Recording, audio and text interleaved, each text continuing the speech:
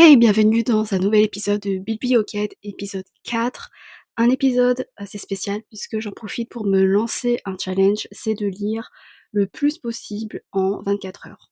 Est-ce que je vais réussir à lire tous les livres que j'ai empruntés en 24 heures? En fait, je voulais faire un challenge en mode combien de pages en 24 heures, mais en fait, là, il y a quelques secondes, l'idée m'est venue de combiner avec un épisode de Biblioquette et de faire un challenge plus spécifique en mode est-ce que je réussirai à lire tous ces livres de la bibliothèque en 24 heures. Donc je me dis pourquoi pas. Alors pour vous donner une idée, j'ai emprunté presque 10 livres, mais plus de la moitié sont des mangas. Donc j'ai emprunté 6 tomes de One Punch Man du tome 18 au tome 23 de Yusuke Murata et One publié chez Kurokawa. En vrai ça va être rapide à lire, mais ce qui va pas être du gâteau ce sont les 3 romans que j'ai empruntés, sinon ce serait trop facile évidemment. Après, ce sont dans des registres, où c'est «rapide» peut-être à lire entre guillemets. Alors j'ai emprunté, je suis trop contente, je suis trop contente, le nouveau Lars Kepler, Le Somnambule, publié chez Actes Sud. Alors depuis bientôt 10 ans, c'est un peu mon rituel un peu de l'été de lire le nouveau Lars Kepler et c'est vraiment une lecture parfaite pour l'été parce que c'est un thriller, donc ça se lit de manière haletante, addictive, c'est trop bien, voilà. Donc là j'ai trop hâte, je vais passer ma meilleure vie et en fait, Le Somnambule, ça s'inscrit dans une série d'enquêtes qui peuvent se lire un peu de manière indépendante, mais tu un fil narratif autour du héros principal, autour de son histoire personnelle qui, se construit de manière linéaire, tu vois, à travers les tomes. Donc je pense que c'est quand même, plus pratique de lire, les tomes, dans l'ordre. Surtout que dans quelques tomes, le fil narratif du protagoniste, devient l'enquête principale, tu vois? Donc c'est bien d'avoir un peu, le lore en globalité pour apprécier, surtout que c'est hyper, haletant et tout, c'est trop bien. Donc là, j'ai trop hâte de retrouver les personnages, j'aime trop l'enquêtrice, j'aime beaucoup l'enquêteur aussi. C'est un thriller, ça se lit, assez, rapidement, même s'il fait, 500 pages environ. Ah, il est un peu moins gros, j'ai l'impression que les autres tomes, mais bon. Ici, c'est une fantasy, young adulte, c'est un one shot, donc ça m'a vraiment intéressée. Comme ça, voilà, on clôture, directement. Murmure de Florie Morin, publié chez les éditions Sarbacane. Je suis désolée si vous voyez malencontreusement de la sueur, mais il fait super chaud.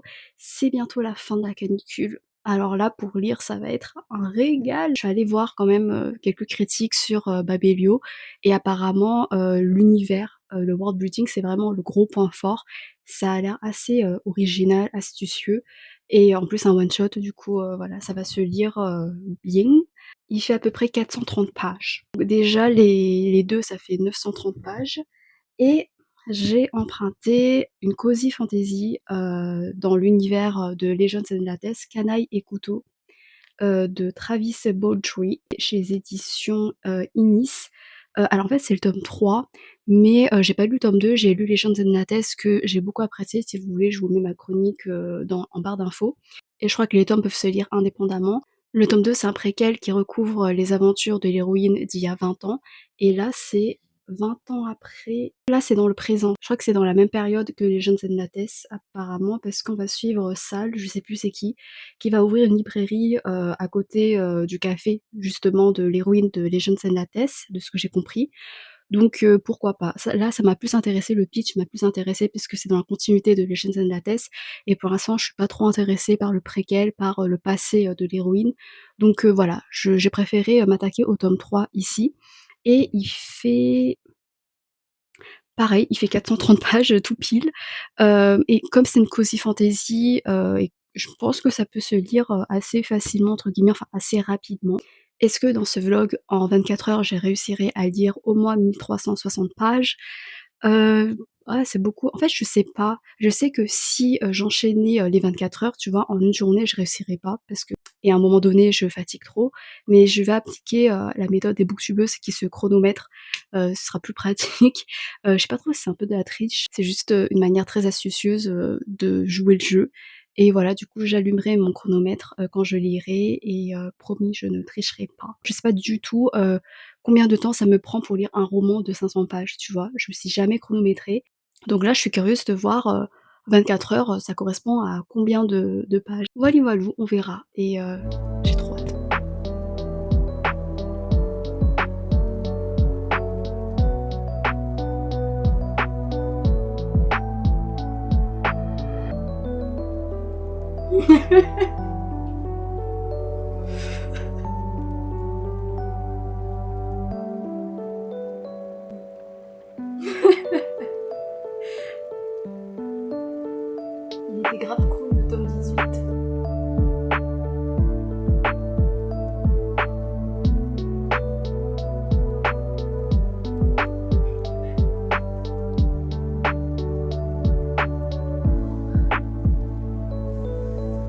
bien aussi. Je suis désolée pour le bruit du ventilo, j'ai appris de l'éteindre. Mais juste là, on se concentre sur Garo, qui était de base un des antagonistes, qui était le super méchant, il veut devenir un monstre et tout. Et là, en fait, on le voit. Enfin bref, je vais pas trop spoiler, je vais pas trop en dire là parce que j'ai pas trop le temps. Mais du coup, il y a une évolution, il y a un développement, et c'est beau.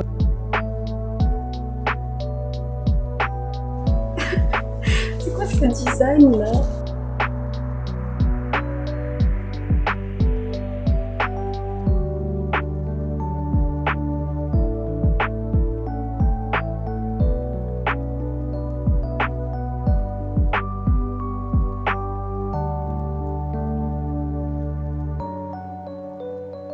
On est le lendemain, le lundi 20 juillet et donc j'ai pu lire les 6 tomes de One Punch Man. Alors, en tout, ça m'a pris 2 heures, 13 minutes et 57 secondes.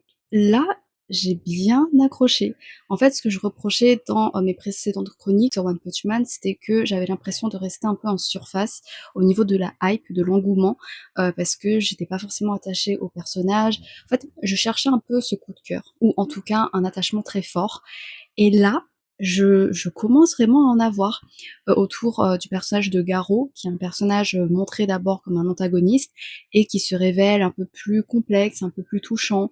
Il y a des moments où voilà, en fait, c'est déjà du réchauffé au niveau de sa construction, je trouve, mais ça marche en fait. Ça coche des cases qui marchent pour moi, qui me font fondre, auxquelles je suis particulièrement sensible. Du coup, j'ai hâte de voir où ça va nous mener. Et aussi, on découvre des personnages en action, on découvre un peu leur histoire, leur personnalité, leurs valeurs, et c'est classe. Et c'est touchant. Il y a des personnages auxquels je me suis attachée, notamment un gamin qui fait partie des héros de classe S, du coup l'un des plus puissants. Et tu vois comment, enfin, il est trop mignon. Il est trop mignon. Je l'aime trop. Il est tellement droit. Il est tellement courageux. Et en plus, le fait que ce soit un gamin, tu vois, alors qu'il a une part d'ombre, mais il arrive à son jeune âge à le maîtriser, à être mature comme ça. Et c'est tellement beau à voir. Et on le voit développer des affinités avec d'autres personnes. Et j'aime bien parce que ça reste léger encore, mais c'est touchant. Ça marche. C'est attendrissant. Et du coup, ça me permet vraiment de me sentir investie dans l'histoire. Ça donne lieu à des combats qui sont plutôt stylés. J'aime beaucoup l'humour aussi, vraiment. En fait, j'aime trop parce que même si c'est sérieux, mais il y a des moments où c'est tellement absurde. En fait, ça over-dramatise sur des trucs tellement random. Et ça donne un ton qui est tellement grave qui fait que ça fait mouche et ça me fait rire parce que il y a ce côté qui est tellement décalé mais tellement efficace. Ça s'incarne à travers le héros Saitama parce que du coup Saitama c'est un personnage qui est tellement fort qu'il peut résoudre tous les combats en un seul coup de poing. Il est surpuissant, mais en fait il va être abattu par des mélodrames du quotidien, des trucs tellement basiques comme le fait d'avoir perdu son porte-monnaie, comme le fait d'avoir raté le jour des soldes, des promos. Ça donne un ton qui est tellement, je sais pas comment dire, très humain, mais humain dans le sens un peu pathétique. Je sais pas comment dire. Voilà, donc j'aime trop ce décalage, ça marche à chaque fois. Donc j'ai très hâte de lire la suite. Et là, j'ai commencé le thriller Le Somnambule de Lars Kepler. Alors, j'en suis qu'à la page 44. Et pour l'instant, ça me fait 2 heures 49 minutes et 4 secondes. Voilà. Je sais pas combien de temps je vais mettre dans ce thriller parce que c'est quand même assez gros, mais ça se lit trop bien, j'aime trop. J'ai hâte de voir la suite. En gros, on a une scène de crime qui est atroce et on retrouve un gamin qui est endormi, qui a le visage barbouillé de sang, qui a une hache à côté de lui, comme si c'était lui qui venait de commettre le meurtre, et c'est un enfant, enfin c'est un jeune de 17 ans, qui a des crises de somnambulisme, et du coup on va voir si c'est durant cette crise-là qu'il a massacré cet homme-là, cette victime, et voilà, donc je sais qu'au début, ça a l'air assez intriguant, tu sens qu'il y a quelque chose de peut-être plus profond et de plus complexe au niveau de la résolution de l'affaire, donc j'ai très hâte de lire la suite et je vais le lire dès maintenant, le continuer dès maintenant. Et je vais également ajouter des titres à cet épisode de Biblioquette. Je sais pas si j'aurai le temps de tous les lire. J'ai trouvé 2 titres de littérature japonaise qui me donnaient envie. Donc Yasunari Kawabata, Pays de neige chez le livre de poche. Alors apparemment c'est une plume qui est très, j'ai l'impression contemplative, poétique, assez dans la finesse. Pourquoi pas? C'est pas du tout de saison, hein, mais pourquoi pas? Ça m'intrigue quand même, j'ai envie de découvrir cette nouvelle plume et également Nuages Garance de, Yasushi Inoue, publié chez Piquier ici.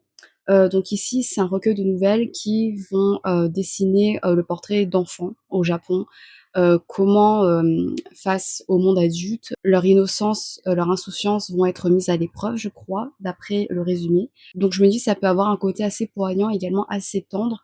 J'ai hâte de voir comment, voilà, il dépeint, les enfants. Donc Pays de neige, il fait à peu près 185-190 pages et Nuages Garance, j'aime beaucoup le titre, hein, Nuages Garance, je le trouve très poétique. Il fait il fait presque 200 pages. Donc ça rajoute beaucoup de pages. Je me dis, c'est pas possible de lire tout ça en 24 heures. Mais à quel moment je me suis fourvoyée, je me suis dit, ouais, easy. Enfin, pas easy, mais genre, c'est possible, je pense. Et si je me chronomètre, si voilà, je lis progressivement, je pense que c'est impossible. En fait, j'ai du mal à calibrer. Je sais pas, on verra. Mais en tout cas, là, je vais continuer One Punch Man. J'ai hâte quand même de retrouver les personnages, même si j'ai pas eu de coup de cœur. Mais au niveau de l'humour et tout, je suis quand même pas mal attachée. Je vous laisse et bonne lecture à nous.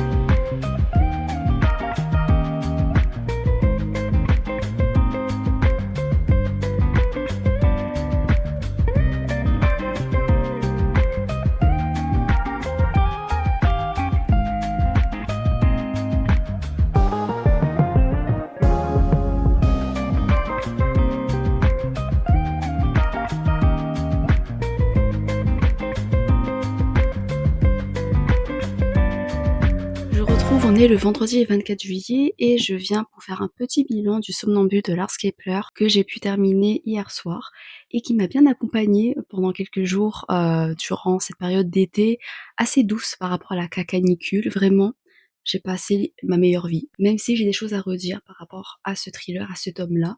Alors, déjà au niveau de l'ambiance, c'est assez réussi. On a l'impression, d'être, dans un film d'action, en fait, parce qu'au niveau des descriptions, ça instaure un rythme qui rend le truc très visuel, très dynamique, assez addictif à lire et je sais pas comment dire, mais il y a plein de petits détails, tu vois? La manière dont ça crée la tension jusqu'à l'action finale, jusqu'à l'explosion, tu vois? Avec, les morts, avec les combats et tout. Le détail sur le décor, sur, les petits trucs et tout, ça permet vraiment, d'accentuer le suspense de manière efficace et assez, immersive. Il y a également des tons de films d'horreur parce qu'il y a beaucoup de mises en scène qui sont assez, créatives. Enfin, en fait, ce sont des mises en scène je regarde pas de films d'horreur, mais je me dis, ça pourrait très bien être dans un film d'horreur, ce genre de mise en scène. Voilà, il y a un peu un côté angoissant où ça joue avec nos peurs, avec, le noir, avec les reflets et donc voilà, ça crée limite une expérience, cinématographique. Après, c'est très gore. C'est beaucoup dans le sanguinolent, dans la violence, avec des exécutions qui sont très barbares, mais au point que, ça tombe un peu dans la surenchère. Pour moi, en fait, ça devient redondant et je trouve que ça sacrifie beaucoup le côté, enquête, le côté où tu suis les enquêteurs quand ils se posent, quand ils réfléchissent et ça laisse plus de place à ce genre, de moments d'acharnement, de moments de châtiment, horribles à voir et du coup, enfin, je sais pas, je trouve que c'était peut-être un peu trop parfois. Après, ça permet évidemment de nourrir la tension parce que du coup, tu as envie de retrouver le coupable au plus vite, parce que le coupable s'enfonce dans une frénésie, de plus en plus ardos. Mais ouais, c'était un peu trop répétitif pour moi et au niveau des indices, j'en peux rester sur ma faim parce qu'on avait l'impression de faire du surplace en fait. On avançait vraiment trop lentement parfois et on attendait beaucoup, quoi, plutôt qu'être actif dans les indices parce que les indices n'étaient pas concluants. Je trouvais que ouais, on tournait un peu en rond parfois, c'était pas trop hypant. Le cheminement également, c'était un peu tiré par les cheveux. Enfin, je trouve que la conclusion elle est hâtive, en fait. La manière dont on arrive au à la conclusion, alors qu'on a galéré pendant tout du long, où ça nous a emmenés vers des fausses pistes et tout ça, c'était bien, mais la récompense à la fin, elle est pas si satisfaisante que ça. Après, ça m'a pris au dépourvu, parce que moi je me suis lourdement gourée. Voilà, c'est un personnage, je me serais jamais doutée. Limite, je me disais: «Mais c'est peut-être un personnage qu'on n'a jamais vu», ce qui aurait été assez décevant parce que quand je lis un thriller, mon élément préféré, c'est que le coupable se trouve dans le cast de personnages évidemment. Et là, j'avoue, ça m'a prise au dépourvu, mais je trouve que les indices n'étaient pas suffisamment, concluants pour qu'on y arrive jusque-là, ou alors les indices, tu avais un indice, c'est tombé comme ça d'un coup, enfin, un peu trop, brutalement, du coup, c'est dommage. Je trouvais que le cheminement, il était trop, je sais pas comment dire, un peu trop haché, c'était pas progressif comme j'aurais voulu. Mais bon, c'était quand même bien, la révélation, elle était cool et il y avait quand même des petits indices, tout du long où je me disais: «Mais c'est vrai en fait», enfin j'aurais dû faire le lien et j'aime trop ce sentiment hyper frustrant où je me sens comme une un caca parce que, je me dis: «Mais il y avait des indices. Si j'avais réfléchi ne serait-ce qu'un peu plus, peut-être que j'aurais deviné, peut-être que j'aurais au moins soupçonné». Donc voilà, il y avait quand même un faisceau d'indices assez pertinent, mais ça m'est complètement passé par-dessus la tête. Après on va également parler de thèmes assez cool comme, au niveau de la psychologie de l'enfant, comment ça peut impacter la personne que tu es, en tant qu'adulte, en tant qu'adolescent. Au niveau des personnages, alors oui, il y avait des relations de personnages qui me plaisaient bien, notamment entre, le fils et sa belle-mère, et le fils, culpabilise auprès de sa mère biologique, d'avoir une belle-mère et du coup il s'éloigne de sa belle-mère, même s'il y a de l'amour. Je trouvais que c'était cool, enfin c'était, un récit, familial dans lequel je me suis sentie impliquée. Au niveau des héros, alors en fait, tu as 2 enquêteurs, principaux en quelque sorte. Tu as Juna qui est l'enquêteur vraiment principal et qu'on suit, tout du long de la saga et franchement, genre j'étais en mode: «Mais c'est vrai que j'avais un crush sur lui». C'est vrai, en fait, j'ai un petit crush sur lui, enfin, il y a un côté très charismatique autour de lui, également un côté vulnérable, voilà, parce que il sait être un vrai homme, mais pas dans le sens macho, mais juste, être un homme, quoi et c'est très rassurant et très, hot. Je suis déçue parce que du coup, il y a l'enquêtrice normalement principale qui elle, voilà, elle a pris, de la distance par rapport à l'enquête. Tu as Juna qui la considère comme sa petite sœur et du coup c'est trop mignon, qui essaye voilà de la faire revenir, dans, le monde, de la police et tout, mais elle refuse, enfin elle décline à chaque fois ses propositions parce que, c'est suite à des traumatismes qu'elle a eus dans les tomes précédents et c'est horrible et du coup j'étais frustrée parce que j'aurais bien voulu qu'elle prenne part à l'enquête parce qu'elle est hyper intelligente, elle est hyper forte, elle est, grave, badass et tout et je l'aime trop et du coup j'étais trop en manque. Genre, tu sais, on la voyait parfois quand Juna l'appelait et tout, mais donc on n'a pas eu un contact vraiment direct avec elle, on l'a pas vue en action et ça m'a manqué, donc j'espère vraiment que dans le prochain tome, elle va reprendre du service, elle va shine de nouveau et j'ai trop hâte de la retrouver. Voilà, donc c'était cool, je pense que je lui mets 3, 3,5, j'aimerais bien descendre à 3,25 parce que ouais, peut-être 3,25, je sais pas trop, sur 5. Et j'ai, du coup atteint, 8h52 minutes et 35 secondes. En fait, j'ai rajouté un peu, grossièrement des minutes, sur lesquelles j'avais oublié d'enregistrer. Donc ça fait approximativement, 50-55 minutes en plus. Donc voilà, 8h52. Donc Lars Kepler, ça m'a pris environ, combien? 6 heures, un peu plus de 6 heures je crois. Je sais pas si c'est beaucoup, si c'est pas beaucoup, je sais pas, je pense qu'en vrai, c'est trop subjectif pour évaluer. J'ai bien envie de lire les petits livres de littérature japonaise.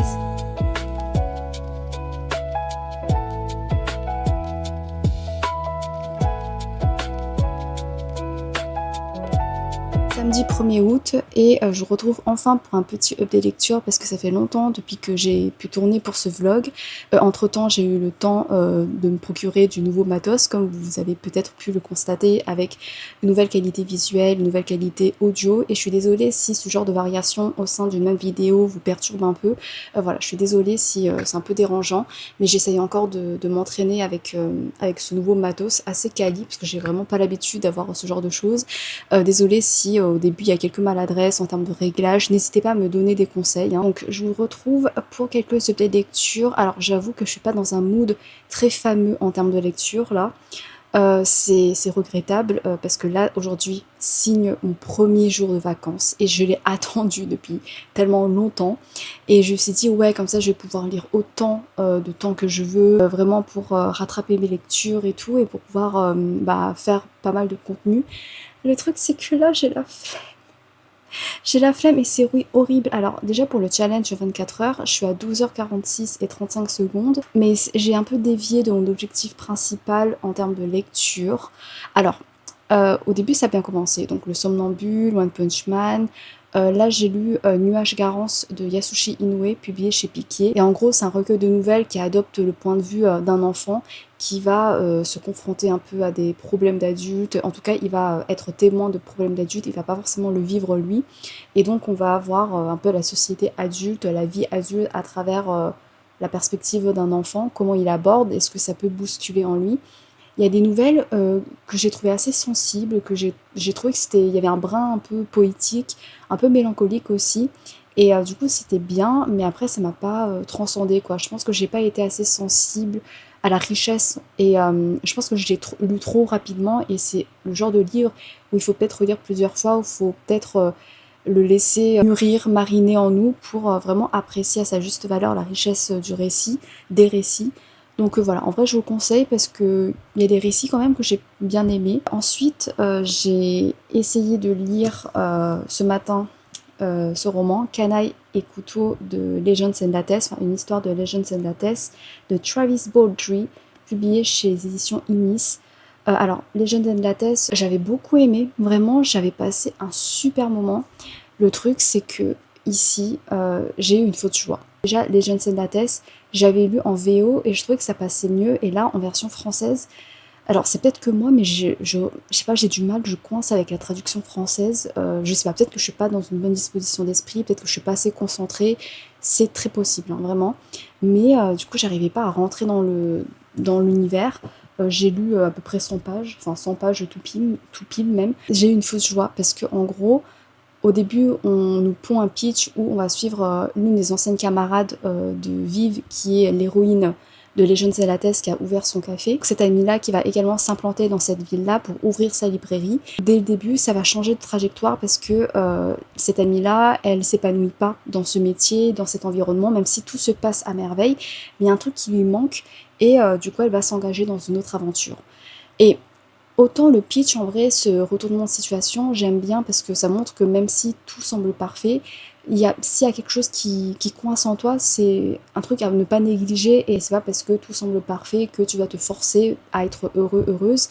Et surtout qu'on suit un parcours de vie bah, d'une héroïne qui a là 47 ans, tu vois. Du coup, je trouve ça très rafraîchissant de voir des gens d'un âge aussi avancé, j'allais dire, mais c'est horrible, enfin d'une adulte, quoi, tu vois, qui a un âge quand même assez mature, assez mûr, je sais pas trop comment dire sans que ce soit blessant, qui a cette possibilité de démarrer une nouvelle vie, de s'ancrer dans un nouvel environnement et tout.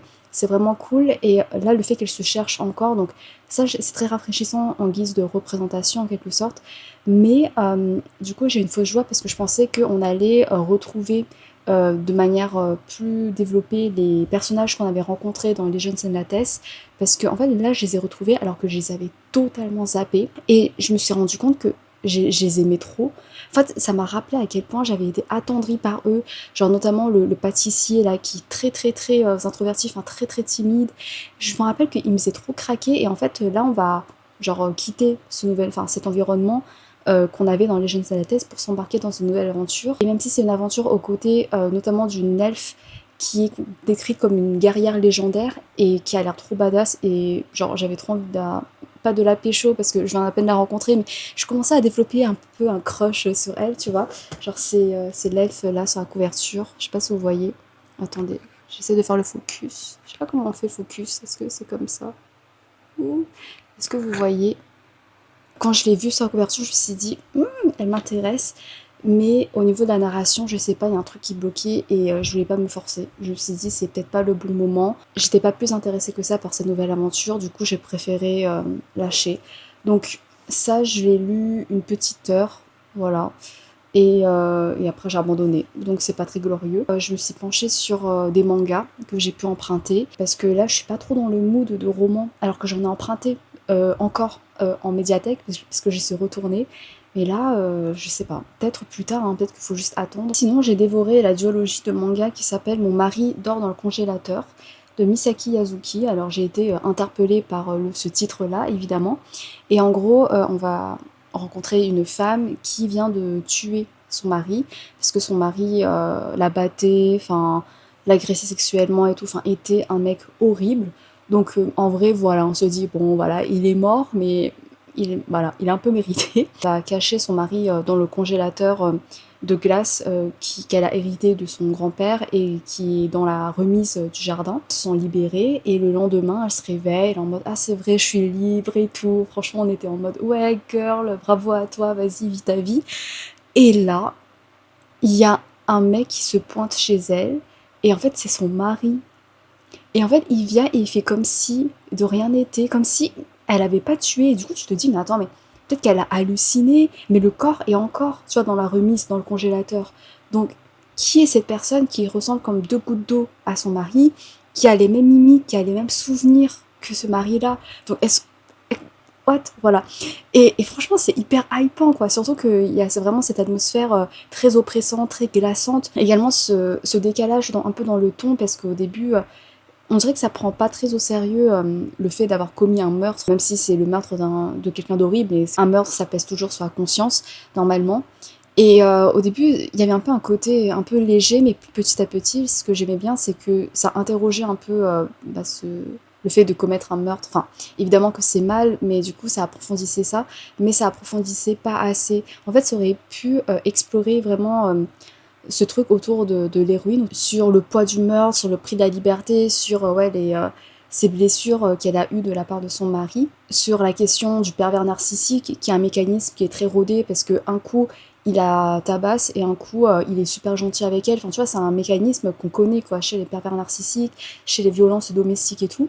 Et du coup, il y avait une bonne représentation et je trouvais que c'était bien mis en avant, mais après, il y a un twist. Euh, alors, j'étais un peu déçue, mais après, ça a amené une nouvelle tension. Une tension qui est assez cool, mais je trouvais que c'était pas bien exploité. En fait, c'est une duologie, donc il faut vraiment que ça aille assez vite. Et c'est dommage parce qu'il y avait matière pour approfondir la psychologie de l'héroïne, ces questions-là. Et aussi, nous, en tant que lecteurs, on avance plus rapidement dans nos déductions par rapport à la vérité que l'héroïne. Et donc forcément, il n'y a pas de truc choc, il n'y a pas de plot twist waouh, ahurissant. On se sent un peu en décalage avec l'héroïne, alors qu'au début, bah, c'était hyper intriguant parce que tu étais au même point que l'héroïne. Tu te disais, mais attends, ce mec, il sort d'où? Et après, c'était peut-être un peu trop précipité. Mais en vrai, le pitch est cool. En vrai, la fin, elle m'a quand même fait ah, voilà, elle a même si voilà, c'est un truc dont tu te doutes pas mal, mais en vrai c'est bien. Ça se lit très rapidement, vraiment, j'ai lu en 40 minutes les deux tomes, quoi. En fait, je suis dans ce mood où j'ai envie de lire des mangas bien glauques, enfin bien dérangeants. Et donc, j'ai emprunté les deux premiers tomes des Fleurs du Mal de Shuzo Oshimi, publiés ici chez Kiun. Alors, c'est un manga, j'en ai déjà beaucoup entendu parler, j'avais essayé de le lire il y a des années, mais j'étais pas trop dans le bon mood. Et de l'auteur, j'avais lu Les Liens du Sang, que j'avais beaucoup aimé. Enfin, ça explore une relation très toxique, très obsessionnelle entre une mère et son fils. Et j'ai adoré le twist de fin. Le twist de fin qui, voilà, c'est pas un truc waouh phénoménal, mais la manière dont c'était tourné, ah, c'était incroyable. Je trouve, enfin, c'était bien pensé, c'était amer, c'était beau. Et du coup, j'ai voulu me repencher de nouveau sur la fleur du mal. Et c'est très perturbant en fait. On suit des adolescents, on suit un adolescent qui lui est un grand lecteur et notamment sa Bible limite c'est le recueil de poèmes des Fleurs du Mal de Baudelaire. Il ne jure que par ça et il est également amoureux en secret d'une de ses camarades de classe, Nanako je crois, je viens de lire ce matin, j'ai déjà oublié les noms, qui est une fille assez populaire, qui incarne pour lui sa muse, l'idéal féminin bien pur. Bon, j'accélère les choses, mais il va se retrouver à voler les affaires de sport de cette fille qu'elle avait oubliée en classe. Et en fait, il n'a pas pu se contrôler, donc voilà, il dérobe ses affaires, il rentre chez lui avec, il sait pas quoi faire. Les gens, ils se demandent qui est le pervers qui a fait ça, qui a volé ces affaires-là. Et il y a une personne qui l'a vu faire, il y a une personne qui est au courant, c'est cette fille qui s'appelle Sawa, je crois, qui est une fille qui est très isolée dans leur classe, qui est assez bizarre, elle est très vulgaire, voilà, elle a peur de rien, elle est vraiment en décalage par rapport aux autres. Et elle donc a surpris notre protagoniste en plein délit, et donc elle va lui faire du chantage, elle va dire tu vas passer un pacte avec moi, tu vas te comporter en véritable pervers, tu vas faire tout ce que je demande, et ce sont souvent des missions assez perverses qu'elle lui donne, et tu vas essayer de décrire la manière la plus juste possible ce que tu ressens. En fait, elle a comme une fascination pour qu'est-ce qu'on est en tant que pervers assumé, qu'est-ce qu'on est quand on est libéré un peu de l'étau de la société, des injonctions pour se comporter en société, pour voilà, être quelqu'un qui est bien sous toutes les coutures, mais du coup quelqu'un qui n'est pas honnête, quelqu'un qui est hypocrite selon elle. Et en fait, voilà, donc c'est c'est très dérangeant parce qu'il y a une invitation pour qu'on sorte de nos habitudes, pour nous confronter à des comportements qui sont assez inédits, mais du coup ça va réinterroger cette définition de la perversité, de la perversion. C'est quoi quelqu'un de pervers en fait? C'est quoi les limites? Pourquoi on dit que c'est pervers?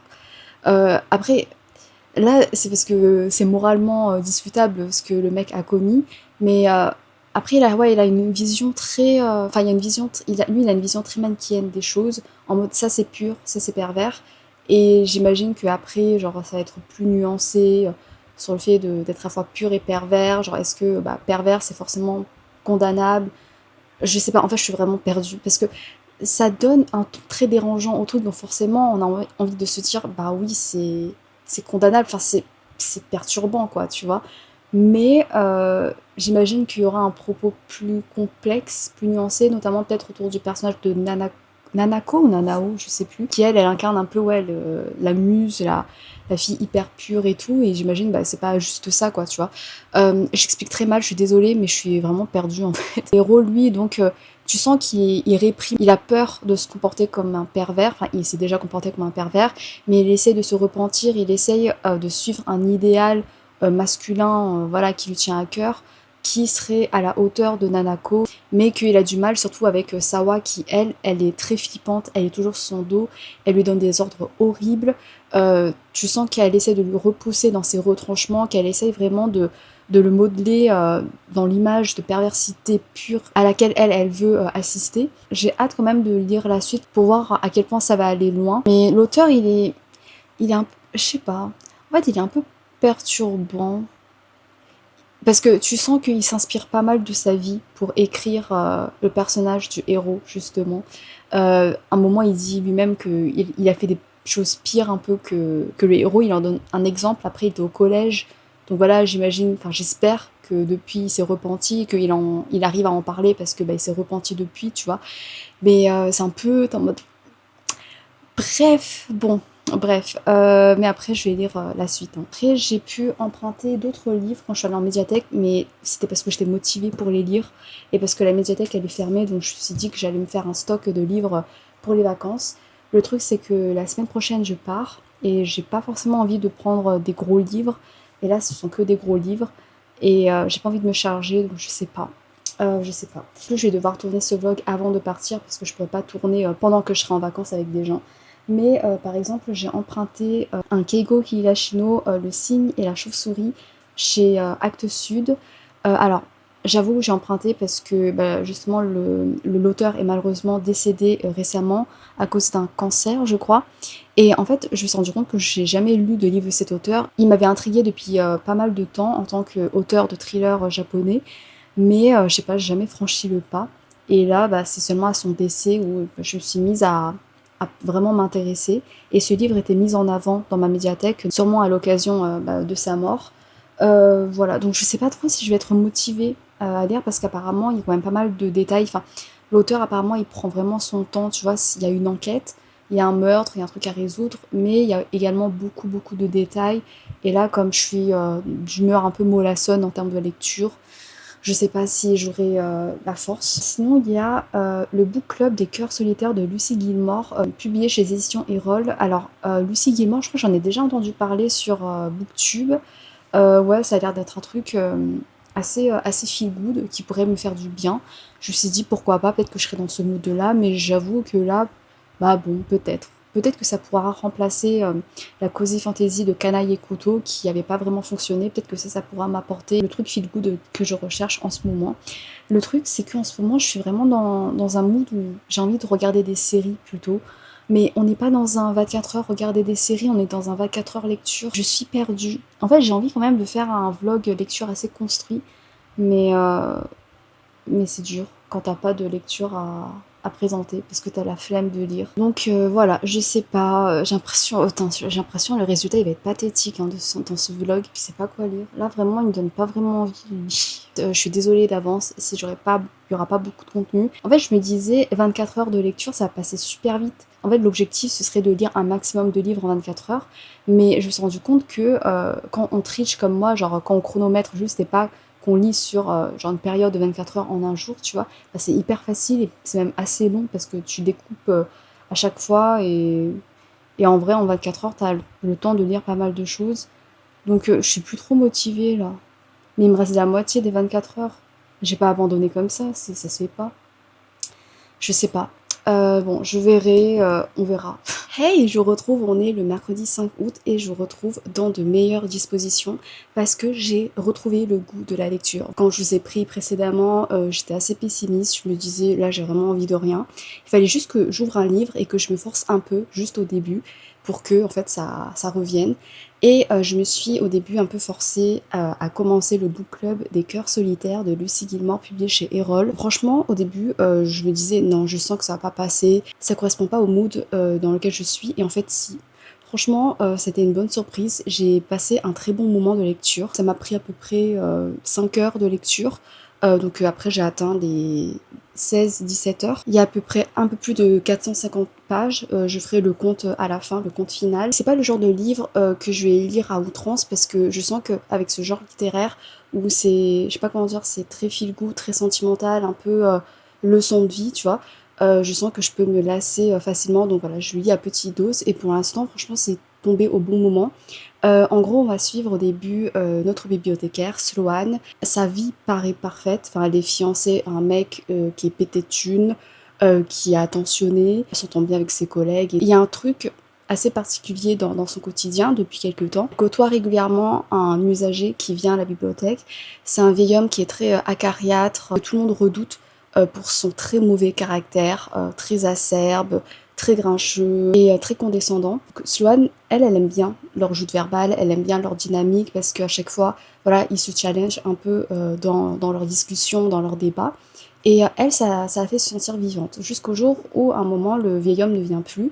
Et donc, elle s'inquiète beaucoup, elle va lui rendre visite.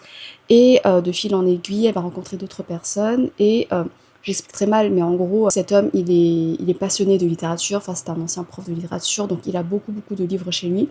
Et en fait, il reçoit donc la visite de Sloane, la visite d'une voisine, la visite d'autres personnes. Et il décide petit à petit de créer un book club voilà, pour partager un peu leur connexion à travers la littérature et pouvoir communiquer peut-être leur mal-être à travers certains mots, à travers certaines fictions. L'histoire de comment des gens qui viennent d'horizons différents, d'âges, de générations différentes, peuvent se rejoindre dans leur solitude et créer un safe place pour les autres et avoir un safe place pour eux-mêmes. C'est vraiment une histoire un peu d'âme sœur platonique. En fait, ça se repose beaucoup sur Anne de Green Gables. Je l'ai pas tout lu, mais apparemment ça parle beaucoup d'âme sœur platonique.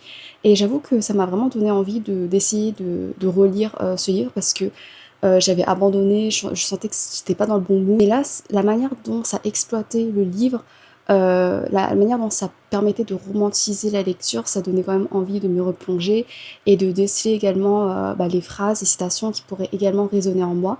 Enfin, il y a tout un processus à la fin, un processus littéraire de partage autour de la littérature. C'est tellement romantique, mais dans le sens, c'est beau, quoi. Enfin, c'est tellement une bonne idée et c'est oh mon Dieu. Bref, voilà, je vais pas vous spoiler, mais vraiment le processus à la fin, j'avoue, ça m'a tiré quelques larmes. Vraiment beaucoup de douceur, un peu de maladresse, hein, de la maladresse très touchante et très humaine, mais beaucoup de douceur et de tolérance dans les échanges entre les différents protagonistes. Et ce que j'aime bien, c'est que ça explore les différentes façons de se lier à des gens, enfin les différents liens qu'on pourrait développer avec des gens qui ne sont pas notre génération. L'amitié, elle est vraiment bien mise en avant. Après, ce que j'aime bien aussi, c'est que ce côté sentimental, c'est dépeint de manière assez touchante parce que bah, ça nous confronte à un monde qui suit plutôt une logique très individualiste, où en fait chacun doit être à sa place, faut pas se mêler des affaires des autres. Et dans ce genre de système, comment on peut aller vers les autres?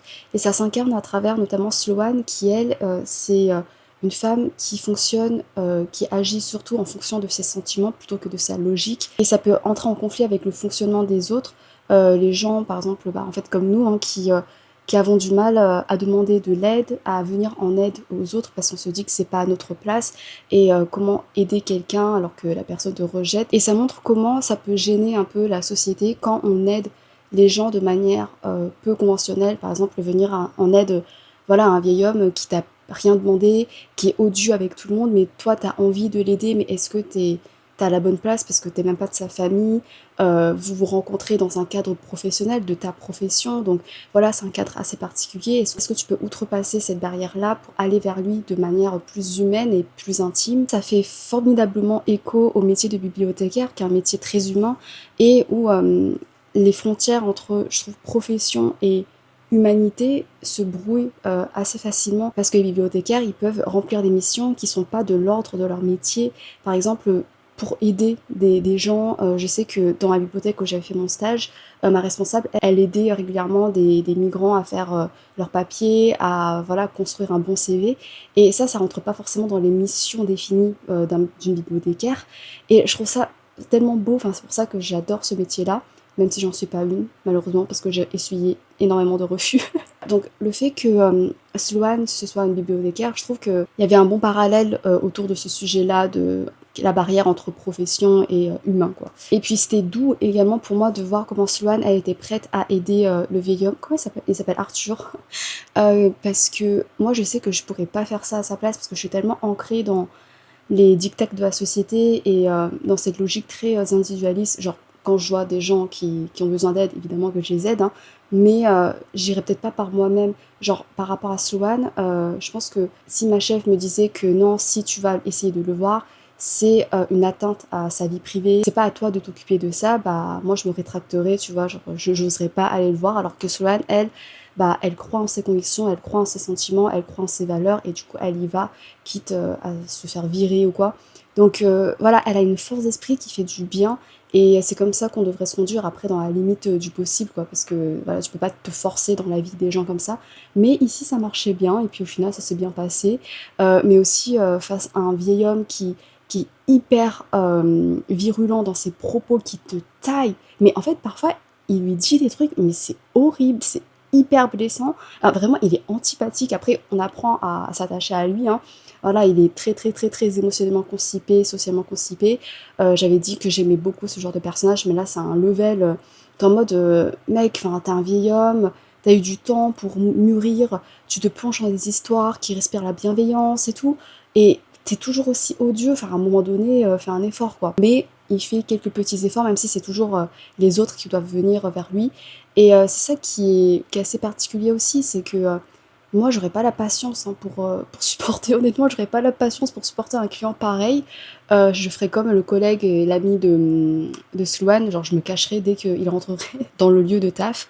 Mais Sloane, ouais, du coup, elle est très courageuse, quoi. Comme le dit le titre, chaque personnage a une profonde solitude en lui, de plusieurs façons, parce qu'ils traversent un deuil, parce qu'ils sont déconnectés de leurs proches qui sont vivants, mais qui les rejettent de leur vie. C'est dépeint de manière à ce qu'on soit facilement touché, ému par leur parcours, et aussi parce que leur moment de faiblesse, ça cache pas le fait qu'ils arrivent à briller pour les autres, entre eux, le fait qu'ils soient tellement courageux, ils soient tellement forts à leur façon, tellement solaires et forcément ce sont des personnages qui sont attachants à suivre. Leur manière de gérer la solitude sont des réactions qui sont très humaines. Par exemple, le fait de préférer être mal accompagné plutôt qu'être seul, voilà, de se rattacher à une bouée de sauvetage, et peut-être que c'est pas une bouée qui t'est convenable. Le fait de t'attacher de manière très dépendante à une personne au point que voilà, tu te voiles la face et que tu projettes en elle tes illusions. Mais malgré ce côté très mélancolique, il y a beaucoup de traits d'esprit, il y a beaucoup de sarcasme, il y a pas mal d'humour. Franchement, il y a plusieurs moments où j'ai souri, voire j'ai rigolé. Parce que j'aimais bien leurs échanges. Tantôt c'était doux, mais tantôt, notamment avec Arthur, c'était assez drôle. Donc ça fait qu'on se sentait bien dans ce book club. Et en fait, ça romantise vraiment le book club, le fait d'être en book club. Par exemple, à un moment, ça dit que le fait de proposer de lire ensemble un livre, c'est un peu pareil à une déclaration, à une demande en mariage, tu vois. Et j'étais en mode, c'est vrai un peu, c'est vrai. Et aussi le fait de recopier et d'annoter des citations parce qu'ils peuvent traduire de manière plus juste ce que toi tu ressens, mais t'arrives pas à mettre les mots dessus. En mettant en scène tes sentiments à travers des fictions, ça peut peut-être sonner de manière plus proche et plus juste. Et c'est tellement beau. Et plusieurs fois, en fait, ils arrivent à citer des passages pour traduire ce qu'ils veulent dire. Mais moi, je trouve que c'est une prouesse incroyable parce que moi, j'ai une trop mauvaise mémoire pour me rappeler des citations, pour les citer comme ça. Je suis émotionnellement constipée et en plus, je peux pas trop m'appuyer sur la fiction pour m'exprimer, tu vois. Les seules citations que j'arrive à m'en rappeler sont les citations courtes, genre je suis platoniquement amoureux de toi, ruine-moi, ruine-nous et je te laisserai parce que je peux pas m'empêcher de t'aimer. Je ne dirais pas c'est qui, voilà, pour pas vous spoiler, mais bref, c'est plein de déclarations d'amitié comme ça que j'aime trop, mais elles sont vraiment des petites citations, alors que eux, ils font des paragraphes entiers. Je suis en mode, mais c'est quoi ce super pouvoir? Mais à quel moment? Évidemment, ça donne envie de créer un book club, d'échanger autour d'une lecture, de croiser plusieurs perspectives, plusieurs opinions. Et c'est vrai que c'est un excellent moyen pour enrichir ta connaissance d'une œuvre. Par contre, il y a un truc qui m'a fait extrêmement mal au cœur. La voisine, je sais plus comment elle s'appelle, putain, comment elle s'appelle. Macy, je crois. Elle a une fille avec qui elle n'arrive pas à être proche, tu vois. Tu sens que la fille, elle est plus proche de son père que d'elle. Et Macy, elle essaie de se rapprocher. Enfin bref, en vrai, c'était tellement déchirant, c'était très angsty comme récit. Et au moment, sa fille, elle fait ses bagages pour rentrer chez son père. Et Macy, elle lui dit, ah, mais tu reprends pas tes posters, les posters qui sont accrochés dans ta chambre et tout. Et sa fille, elle lui dit, non, mais ça fait depuis longtemps, hein, ça fait des années que je suis plus fan de IQ. Et j'étais en mode, ouah, elle était fan de IQ, et là, elle a abandonné, elle s'est lassée de IQ, et je suis en mode, mais comment c'est possible? Déjà, j'étais contente, voilà, de retrouver IQ dans un roman, parce que IQ, c'est un manga de volleyball, c'est trop trop bien. Je conseille à tout le monde, que vous soyez petit, grand, vieux, et comment ça, elle est plus fan de IQ? Genre, c'est un red flag pour moi. Et en plus, elle était odieuse avec sa mère à ce moment-là. Du coup, là, c'était vraiment la goutte d'eau de trop. J'étais en mode, mais va brûler en enfer, juste va brûler en enfer. Après, sa mère, elle se disait, mais en plus, elle a laissé ses posters ringards et tout. Elle a décrit le poster de IQ comme ringard, alors que là, juste là, attends, vous voyez pas, en face de moi, là, c'est IQ. Là aussi c'est IQ. Moi j'ai ces posters qui sont ringards et je l'assume amplement puisque IQ c'est la vie.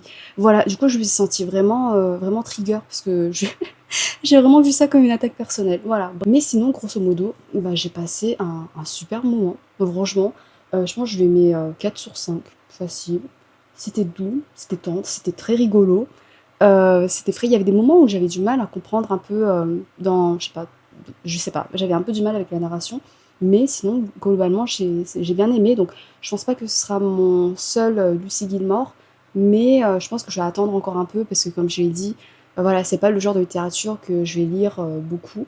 Mais une fois de temps en temps, ça fait du bien. Et puis là, c'était ce dont j'avais besoin, un truc assez posé, assez rafraîchissant, sans prise de tête et vraiment cool. Donc voilà, c'était merci.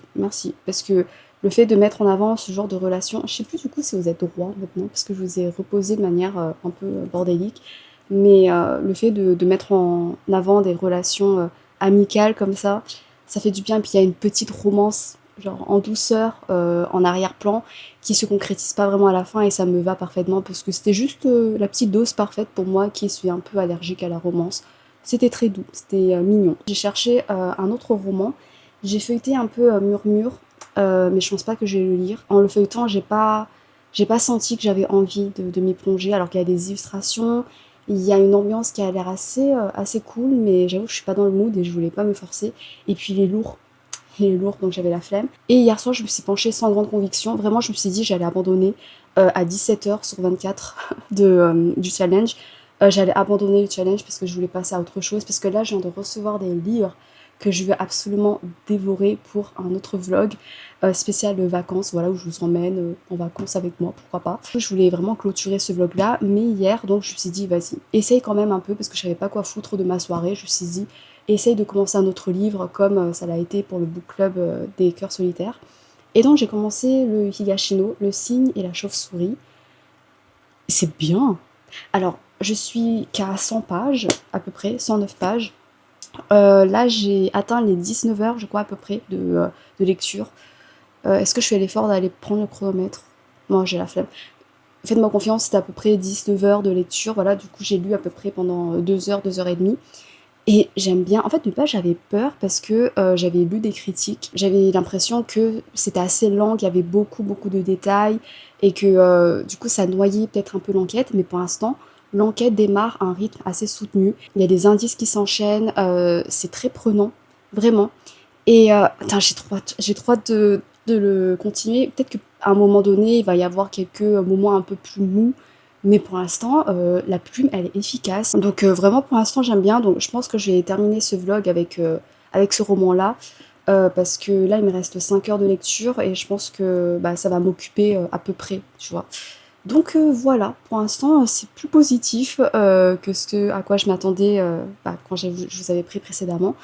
Et ça fait du bien. Donc voilà, je vous laisse et je vais aller lire. Ah non, j'ai unboxé les 2 livres que j'ai reçus. Je suis trop contente, mais ça, ce sera pour un autre vlog du coup, parce que là, c'est un épisode de biblioquette, donc on se concentre sur les livres qui sont empruntés et pas achetés, mais je suis trop contente. On est le samedi 8 août et je vous retrouve pour le dernier petit bilan pour clore ce vlog. Pour le bilan final, ce sera pour la fin. Et pour l'instant, je vais me concentrer sur mon premier Keigo Higashino que j'ai pas mal apprécié, le cygne et la chauve-souris chez Actes Sud.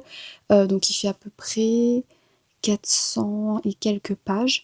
Et j'ai mis à peu près 6 heures, je crois, pour le lire. C'est marrant parce que du coup, pour le book club des corps solitaires, il faisait 460 pages. J'ai mis moins de temps pour le lire, je crois à peu près 5 heures. Du coup, ça te rappelle que le nombre de pages lues en 1 heure, ça varie tellement en fonction du format, du genre, de la police des pages.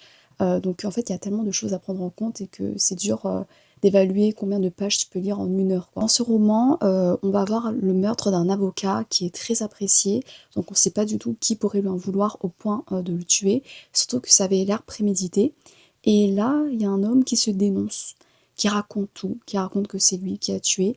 Le truc, c'est que plus on avance dans l'histoire et plus on trouve des indices qui entrent en contradiction avec son discours. Donc plus les incohérences dans son récit s'accumulent et plus on doute de sa culpabilité.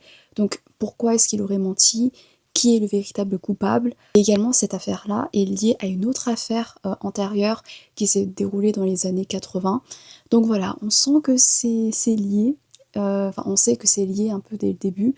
Et on ne sait pas comment, on ne sait pas quels sont les mensonges qui sont charriés, quelles sont les parts de vérité, comment les déceler. Le récit est vraiment calqué sur un rythme assez soutenu. Il n'y a pas de temps mort. En fait, c'est gros, mais contrairement à ce à quoi je redoutais, bah, c'est pas contemplatif. On est vraiment constamment plongé dans l'enquête. Il y a toujours des avancées, il y a toujours de nouveaux mystères ou des petites révélations. Et voilà, en fait, on n'a pas le temps de s'ennuyer. Après, le défaut vraiment se situe vraiment au niveau des répétitions parce que plusieurs fois l'auteur va refaire des bilans de ce qui a été dit mais à peine quelques pages plus tôt. C'est comme si en fait il nous accompagnait par la main, tu vois. Et c'est un peu, je trouve, infantilisant. C'est quelque chose que j'avais également retrouvé dans l'œuvre de Uketsu, le fait de répéter constamment les indices. Après c'est bien hein, si par exemple tu poses le livre pendant quelques jours et là tu as envie de t'y replonger et tu te souviens pas de tout. Mais au bout d'un moment, c'est un peu épuisant. Après voilà, ça n'a pas plombé ma lecture. En fait, j'aime trop parce qu'on s'intéresse vraiment au déroulé, dans l'avancée judiciaire. On aborde beaucoup de trucs. Il y a beaucoup de trucs qui sont mis en scène, notamment comment préparer un procès, que ce soit chez les victimes, chez la famille des victimes, ou alors chez la famille de l'accusé, comment essayer de préparer la défense. Et j'ai beaucoup aimé parce que du coup, ça nous immergeait dans quelque chose qui est assez survolé dans les vidéos d'affaires criminelles que je regarde beaucoup, je l'avoue, parce qu'on s'intéresse pas forcément à ça, en tout cas c'est pas vraiment approfondi et là on est vraiment dedans, c'est vraiment le cœur du récit et voir comment préparer la défense, par exemple, quels discours, quels indices mettre en avant, comment les exploiter, comment anticiper ce que l'autre, ce que comment ça s'appelle déjà, le procureur, il va essayer de mettre en avant pour t'accuser. La place également de la famille, des acteurs du drame dedans, que ce soit de la famille de l'accusé ou la famille de la victime, comment ils peuvent subir la pression juridique, la pression médiatique, comment ils peuvent souffrir de ça, comment ils peuvent également agir sur le procès. Il y a également un pan sur la manipulation médiatique, comment instrumentaliser cette souffrance-là pour faire vendre, pour entrer un peu dans le spectaculaire, pour voilà, faire des ventes. Ça nous invite à constamment aiguiser notre esprit critique pour pas juste se calquer notre avis sur une affaire, sur ce que en disent les journaux. On parle également des erreurs judiciaires, de la maltraitance policière, la police qui veut absolument trouver un coupable au détriment des innocents. Donc voilà, il y a également tout un pan qui critique, qui peut dénoncer, qui nous met devant les conséquences d'un jugement précipité. Et c'est trop cool parce que du coup, c'est une enquête un peu à l'envers où on a d'autres coupables, on essaie de trouver des indices pour appuyer cette accusation, sa condamnation, mais en fait plus on avance et plus on voit des indices qui ne rentrent pas dans la cohérence de son récit, et donc c'est un peu comme une double enquête où à la fois on va essayer de l'innocenter et également on essaie de découvrir le véritable ou les véritables coupables. Et ce que j'aime bien aussi, c'est que il y a vraiment un effort pour rendre des personnages touchants dans leur vulnérabilité, le fait que voilà, en fait, il y a des personnages, tu sens que l'auteur, il a un profond respect pour ces personnages-là, et ça tombe jamais dans le voyeurisme, vous savez, dans le spectaculaire, il y a pas de scènes sanglantes, voyeuristes, dramatiques, over dramatiques, c'est souvent, ramené en discours rapporté, c'est souvent dans la retenue, je trouve, dans la pudeur, par rapport au Somnambule, pour faire un parallèle avec, un autre des thrillers de ce vlog, où dans le Somnambule, c'est vraiment, dans le spectaculaire, tu vois, avec des scènes outrageusement gore, avec des exécutions hyper macabres, alors que là, il n'y a pas des choses aussi waouh, c'est vraiment dans la retenue, et c'est beaucoup de blabla entre guillemets, mais c'est tellement bien écrit que vraiment ça coule comme ça et tu t'ennuies pas. Ça montre qu'on n'a pas besoin d'aller dans le spectaculaire pour faire un récit qui est vraiment haletant. Et puis cette empathie avec les personnages, c'est également couplé au fait que l'auteur il va apporter des nuances dans l'acte du meurtre, il va pas l'excuser, mais il nous invite un peu à essayer de comprendre les mécanismes qui nous amènent à tuer. Ça nous interroge sur comment on peut en venir à cette extrémité-là, comment il faudrait le prendre en compte, ses motivations dans notre jugement. Ça nous invite vraiment à une réflexion qui est assez nuancée, un peu comme dans Monster, tu vois, le fait de pas complètement diaboliser le coupable, mais d'essayer de comprendre. Et après, parfois, il y a des motivations qui sont pas du tout nobles, entre guillemets, enfin, qui sont purement égoïstes ou quoi. Donc voilà, comment composer avec tout ça, qu'est-ce qu'on doit prendre en compte, faire attention aux victimes. Ça montre que c'est toujours plus délicat qu'on pense au prime abord de juger un acte de meurtre, parce que voilà, en fait, il y a le contexte, parce que il y a des enjeux, enfin, il y a plein de choses autour, et à chaque fois, tu sens que l'auteur, il a quand même du respect par rapport à ça, enfin, il essaye de comprendre sans juger. Et j'ai bien aimé cette approche qui était douce, mais quand même intense, parce que c'est quand même une question qui est assez délicate. Donc voilà, après, je dis pas qu'il faut pardonner à tous les meurtriers, hein, on est d'accord. Mais là, c'est dans la fiction, donc c'est dans un cadre où on a appris à connaître les personnages, à avoir de l'empathie pour eux, à être proche d'eux, contrairement à comment on pourrait être avec de véritables coupables dans la vraie vie. Donc voilà, c'est pas du tout le même contexte, mais je trouve que c'est bien aussi pour nourrir des réflexions dans la réalité, et également s'interroger sur le système judiciaire. Donc j'ai bien aimé un peu cet apport critique.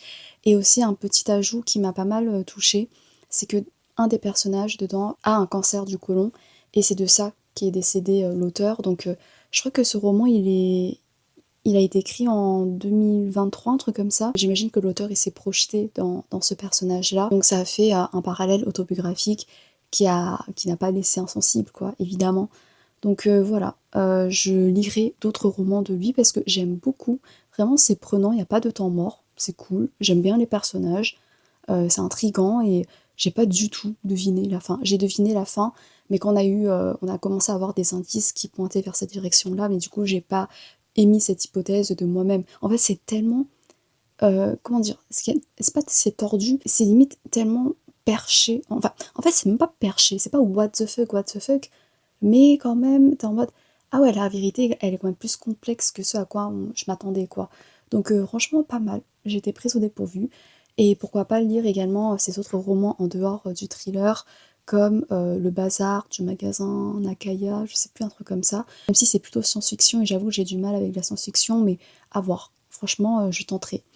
Et donc avec ce roman-là, j'ai atteint les 23h30, et donc il me restait 30 minutes, et donc j'en ai profité pour lire 2 mangas que je viens d'emprunter de chez mon ami.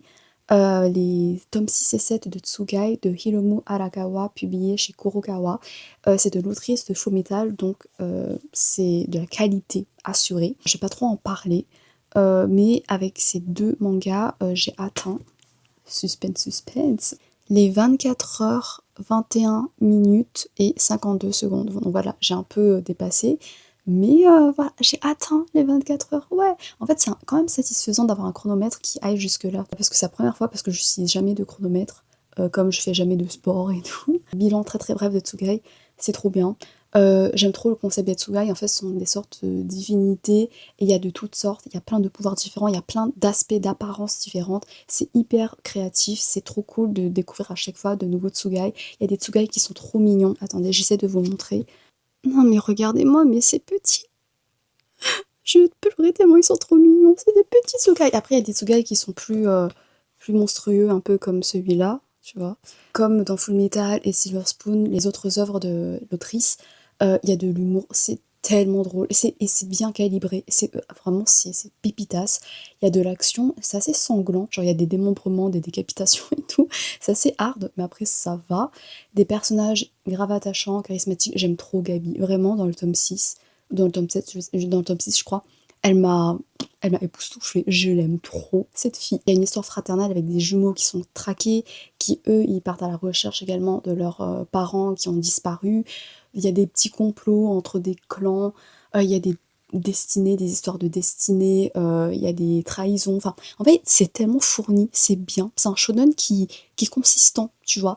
Tu t'y sens bien dedans, c'est fun à lire, c'est super intéressant, donc vraiment, voilà, je vous conseille. Bilan de ce vlog, alors j'ai eu une période un peu de mou, mais après ça s'est vite repris parce que j'ai emprunté de bons livres, et je suis vraiment contente parce que de base je voulais pas forcément emprunter, notamment le book club et le Higashino. C'était vraiment par défaut, tu vois, mais c'était pas dans mes priorités. Et au final, c'est ça qui a sauvé ce vlog, parce que vraiment, genre, j'étais en mode, mais je vais abandonner en fait. Mais c'était cool à faire. Après, c'était un peu ennuyeux de devoir constamment vérifier qu'on avait activé le chronomètre. Au bout d'un moment, parfois, j'oubliais. Donc, j'essayais de rajouter, tu vois, pour pas tricher quand même. Et donc, en 24 heures à peu près, j'ai lu 12 mangas, 4 romans et un début de roman, genre les 100 pages d'un roman. Donc, j'ai fait le calcul. Les 4 romans, ça a fait 505 plus 200 pages plus 459 pages, plus 419 pages, plus 100 pages, ça fait 1683 pages. Et en manga, en tout, j'ai regardé sur internet pour le nombre de pages, ça fait en tout 2423 pages, ce qui fait un total de 4106 pages. Donc en vrai, c'est pas mal. En fait, je sais pas, je sais même pas, parce que est-ce que c'est beaucoup, est-ce que c'est peu en 24 heures? Parce qu'en vrai, 24 heures c'est long.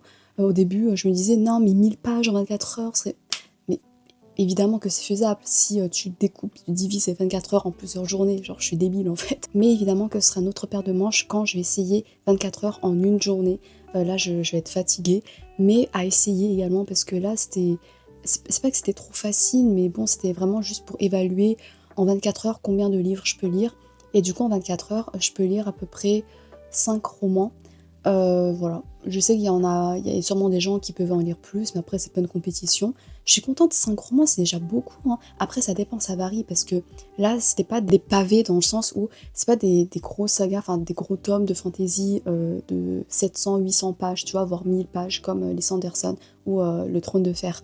Non, là ce sont des livres soit feel good, soit thriller, du coup des livres qui se lisent assez vite, même s'il y a pas mal de pages, mais ça va. En vrai, ça a été une liste de lecture assez facile à dégommer en 24 heures. C'est pour ça que j'ai pu autant lire. Et puis les mangas, bah, ça se lit super vite, quoi, tu vois. Donc voilà. Bah, je sais pas trop comment conclure. Voilà, c'était juste pour chiffrer un peu. Mais après, qu'est-ce que je vais foutre avec ce chiffre? Bah, je sais pas. Parce que ça veut rien dire, ça veut tout et rien dire, ça dépend des livres, comme j'ai dit, ça dépend de l'humeur, ça dépend des vibes, ça dépend de plein de choses. Donc voilà, c'est juste une petite expérience. Globalement, j'ai mis à peu près 5 heures par roman, 5 heures de lecture en moyenne, mais après évidemment ça varie, genre les Sanderson, je mettrai beaucoup plus de temps parce qu'il y a 1000 pages. Merci infiniment d'avoir regardé jusqu'à la fin, j'espère que ça vous a plu, même si peut-être que ça a été un peu brouillon, je sais pas, parfois il y avait des petits moments où j'étais pas trop à fond. Mais là ça va, je reprends un bon rythme de lecture. Désolée pour les livres du coup que j'ai abandonnés ou que j'ai eu la flemme de commencer, ce sera peut-être pour d'autres vlogs. D'ici là, bah, portez-vous bien, bonne fin de vacances si vous avez des vacances, sinon bel été à vous, du mieux possible malgré tout ce qui se passe avec la canicule, avec les conséquences du réchauffement climatique. À bientôt peut-être, je sais pas, j'espère, salut!